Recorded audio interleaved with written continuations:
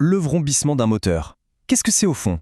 C'est une série d'explosions, mais des explosions parfaitement maîtrisées qui se déclenchent des milliers de fois par minute juste sous le capot. C'est ça, le cœur du moteur à combustion interne. Et aujourd'hui, on va décortiquer tout ça ensemble. Voilà à quoi ça ressemble de près. Ce feu constant, parfaitement maîtrisé, c'est le secret qui fait avancer des millions de véhicules chaque jour. La grande question, c'est donc comment est-ce qu'on arrive à dompter une explosion? Comment on transforme l'énergie chimique, celle du carburant, en un mouvement pur et simple? Bon, pour répondre à ça, il faut commencer par les bases. Le feu du moteur. C'est un peu comme en cuisine, il y a une recette à respecter. Alors quels sont les ingrédients clés de cette combustion? Alors voilà, ce schéma, c'est un peu notre feuille de route pour comprendre tout le processus. On voit bien qu'on part de quelques éléments de base pour déclencher une réaction en chaîne. Le but du jeu, c'est de transformer l'énergie chimique qui est stockée dans le carburant en énergie mécanique, celle qui fait tourner les roues.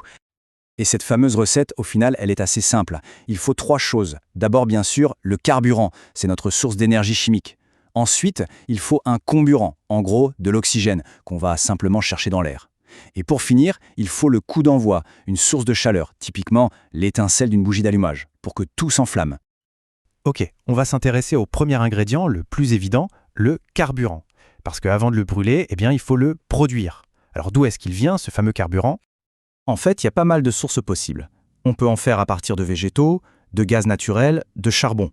Et même, aujourd'hui, on parle de plus en plus d'e-carburants de synthèse, à base d'hydrogène.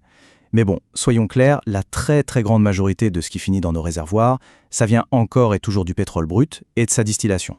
Et la distillation, ça se passe là-dedans, dans ces immenses raffineries.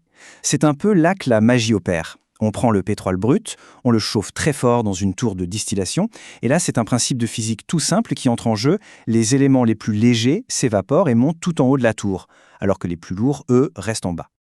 En fait, tout est une question de température. C'est vraiment la clé. Regardez, à 20 degrés à peine, on a déjà le butane et le propane qui se séparent. On monte à 200 degrés et hop, on récupère l'essence. On continue de grimper, 300 degrés pour le kérosène, 380 pour le gazole, et tout en bas, au-delà de 400 degrés, il reste les huiles lourdes et les résidus. Chaque étage, si on veut, correspond à un produit différent. Ah, et une petite parenthèse pour le gasoil ou diesel, sa qualité, on la mesure avec ce qu'on appelle l'indice de cétane. Pour faire simple, c'est un chiffre qui nous dit à quel point le carburant s'enflamme facilement sous pression. Plus l'indice est haut, meilleure est l'inflammation. Bon, maintenant qu'on a notre ingrédient principal, le carburant, il faut passer à l'étape suivante, la préparation. C'est la recette parfaite, le mélange avec l'air. C'est un peu comme un grand chef cuisinier qui prépare sa pâte. Tout doit être parfaitement dosé et mélangé avant d'enfourner. L'objectif, il est super important. Il faut que le mélange soit parfaitement dosé, mais surtout, qu'il soit homogène. C'est vraiment la condition indispensable pour avoir une combustion qui soit propre, puissante et surtout complète. Alors comment on fait ça? Eh bien, ça se passe en 2 temps. Première étape, la pulvérisation.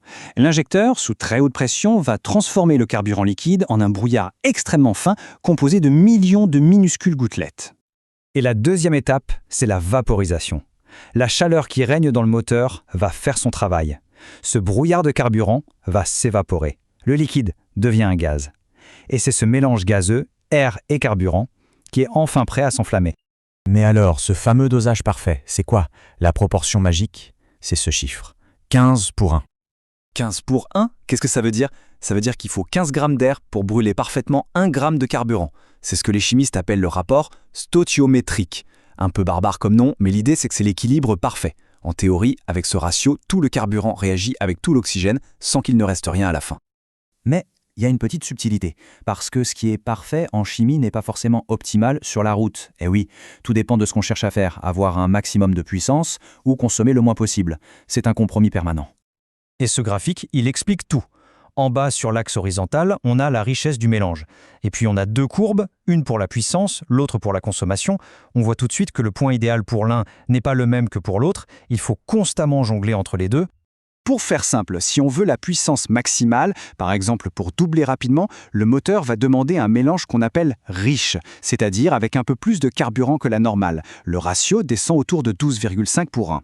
Par contre, si on roule tranquillement et qu'on veut économiser du carburant, le moteur va passer sur un mélange pauvre, avec un peu moins de carburant. Et là, le ratio monte vers 16 pour 1. On voit donc que c'est un balai très précis, toutes ces étapes. Mais alors, que se passe-t-il quand la recette n'est pas respectée? Quand la combustion tourne mal? C'est là que les ennuis commencent. Le premier gros souci, c'est ce qu'on appelle la détonation. On parle aussi de cliquetis. C'est ce petit bruit métallique, un peu comme des clics, qu'on peut parfois entendre venir du moteur quand on appuie fort sur l'accélérateur en montant une côte par exemple. C'est le signe d'une combustion anormale. En gros, le problème, c'est que le mélange air-carburant explose trop vite, de manière incontrôlée. Ça peut venir de plein de choses, une avance à l'allumage mal réglée, c'est-à-dire que l'étincelle arrive trop tôt, un moteur qui chauffe trop, ou même un taux de compression trop élevé pour le carburant qu'on a mis dans le réservoir.